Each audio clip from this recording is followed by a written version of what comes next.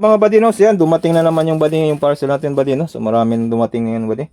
So ito, tingnan muna natin to.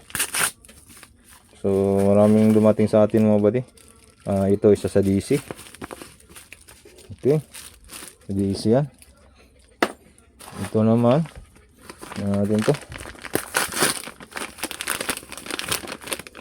Buck converter. Buck converter with voltmeter to mga buddy. May voltmeter. May buck converter kasi ganito buddy. Walang voltmeter. So ito may voltmeter siya. Yan. So atlo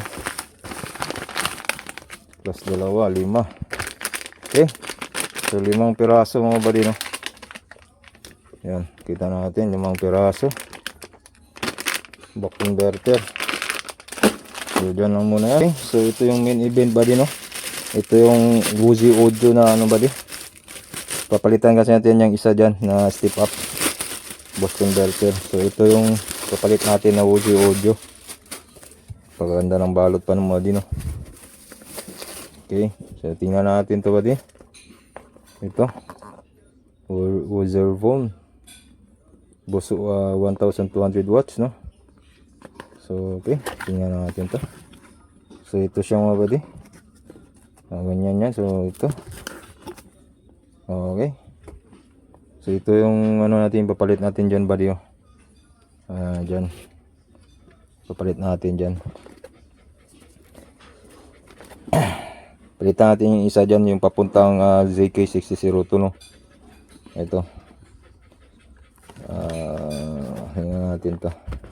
PW1200 model.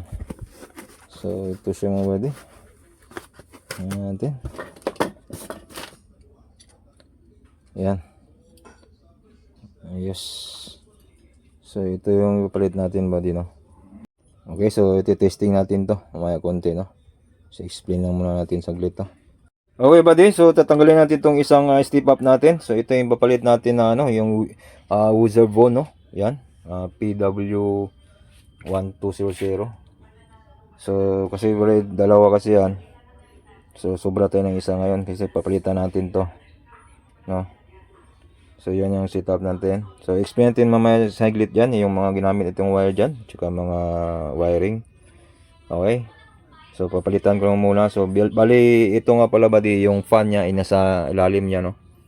So pag i-gano natin yan kasi halimbawa is yung fan nya is matatamaan, no. So kailangan natin ng mataas na brace. Mataas yung paa dito dapat, no. So tanggalin natin tong paa nito. Itong paa nitong ano, step up na to kasi mahaba yung paa niya. Kasi hindi naman natin gagamitin to isa. Isa lang gamitin natin. Bali ito pala yung gamitin natin dito sa 602. Ito sa 3G niyan dito. Okay, so tanggalin lang natin to, tapos kunin natin yung paa para malagay natin paa dito. So ito na yung 24 volts natin bali, no? 12 volts, 12 volts series natin yan. Series natin yan. So ito na yung ginawa natin, no.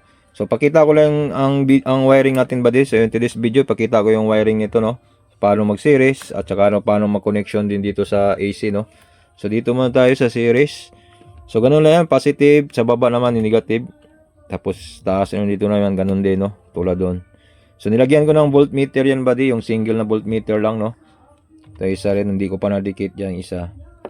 Okay, so ganito yan ang buddy, no, ang ginagawa ko buddy, no. So series na yan dyan. So dito naman parallel lang natin yan dito, yan pinarallel lang natin yan, no. Hindi ko pa sinaduhan yan, no.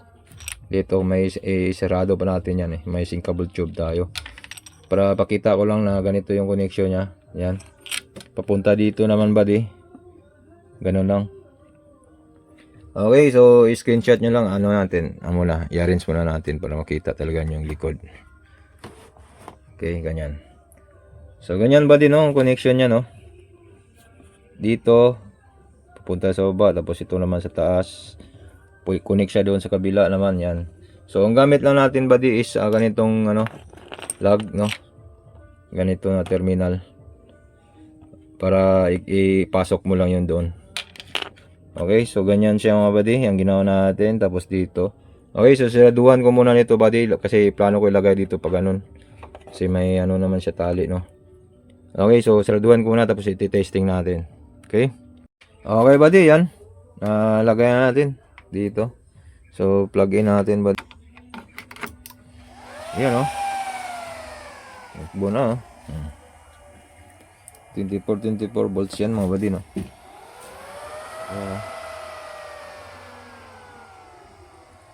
So itong isa buddy is 65 amperes. Itong 800 watts na yan. Okay, ito namang 550 watts. Ano to? 45 amperes. So ito 65 amperes. So yan, ganyan na siya buddy, no? Okay. Yan yung power supply natin buddy. Ang tindi na to buddy, no? Ang angas na yan buddy, no? 24 volts. So dito na natin yung out niyan, dito na yan. Pupunta na ng amplifier natin yan. So ito na siya mga buddy, no? Yan. Yan ang connection natin mga buddy. Okay.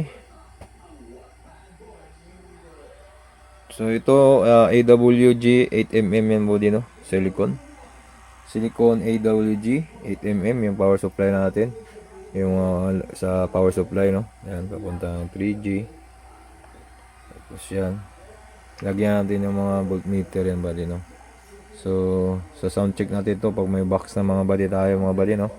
Kasi nagda-sound check muna ako dito lang muna buddy. Kasi wala pa kasing box, no? Yan. Ito Depex. Nandun pa yung dalawa, hindi pa natin tinesting. Bali 4 na Depex yan. Isang tweeter pa muna, no? Yan muna. So pinakita ko lang yung connection nating ano buddy, power supply. Yan 24 volts yan. Ganun yun. Tapos gumamit na ng step up 48 volts para sa ating ZK. 48 volts na supply natin dyan, no? Tapos sa ano man is 30 volts dito sa ating 3G. Okay. So wala pa, hindi pa kompleto mga buddy, no? So abangan yung next video natin buddy. So yun lang muna. Thank you.